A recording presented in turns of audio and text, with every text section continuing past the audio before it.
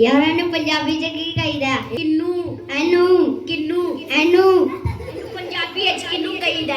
ਕਿਉਂ ਮੇਰੇ ਕੋ ਬਦਵਾਵਾ ਸੁਣ ਲੈ, ਸੁਣ ਫਿਰ ਮੇਰੇ ਕੋ ਬਦਵਾਵਾ। ਮੈਨੂੰ ਹੀ ਆਉਂਦੀ ਹੈ। ਜਾ ਤੇਰੀ ਖਖੜੀ ਫਿੱਕੀ ਨਿਕਲੇ, ਖੀਰਾ ਨਿਕਲੇ ਕੋੜਾ। ਰੱਬ ਕਰੇ ਕਿ ਤੈਨੂੰ ਖਾਣਾ ਪਏ ਡਾਡਾ ਗਰਮ ਪਕੌੜਾ। ਰਾਤ ਦੇ ਪਿੰਡੇ ਉੱਤੇ ਕੱਪੜੇ ਹੋ ਜਾਣ ਢਿੱਲੇ। ਓਏ ਖੁਰਕ ਵੀ ਤੈਨੂੰ ਉੱਤੇ ਹੋਏ ਜਿੱਤੇ ਹੱਥ ਨਾ ਆਪਣੇ। ਇੱਕ ਮੁੱਕੇ ਦੇ ਤੈਨੂੰ ਪਹਿਲੇ ਇੱਕ ਹੋਰ ਨਵੀਂ ਪਸੂੜੀ।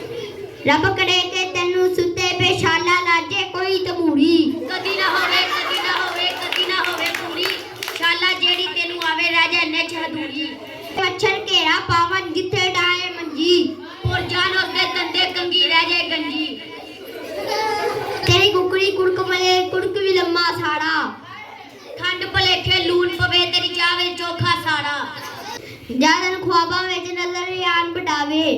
ਬੇ ਤੇਰੀ ਬਿਜਲੀ ਬੰਦ ਰਵੇ ਪਰ ਬਿਜਲੀ ਦਾ ਬਿੱਲ ਆਵੇ।